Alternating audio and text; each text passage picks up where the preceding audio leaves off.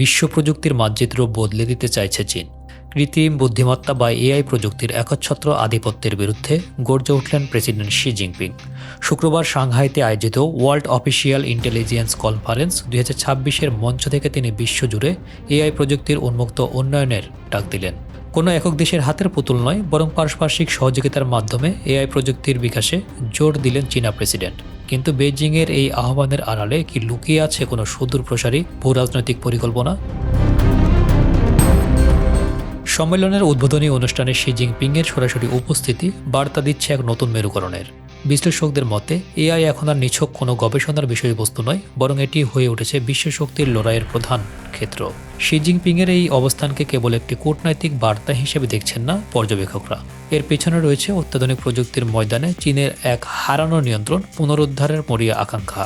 বিশ্বজুড়ে এই প্রযুক্তির নিয়ন্ত্রণ নিয়ে যে উত্তেজনা পারদ চড়ছে তা এই সম্মেলনের স্পষ্টভাবে ফুটে উঠেছে।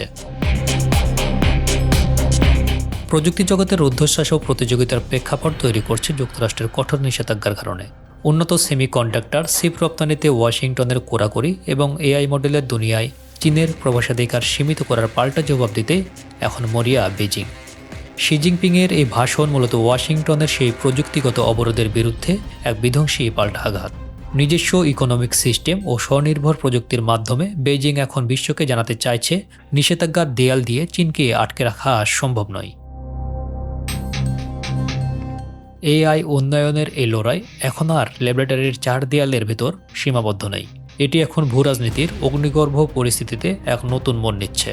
যেখানে চীন তার জাতীয় নিরাপত্তা নিশ্চিত করতে মরিয়া, সেখানে ওয়াশিংটনের প্রযুক্তিগত অবরোধ প্রযুক্তি বিশ্বকে ঠেলে দিচ্ছে এক নজিরবিহীন অনিশ্চয়তার দিকে। তবে বিশ্ববাসী কি সাক্ষী হতে যাচ্ছে এক দ্বিমুখী এআই যুগের?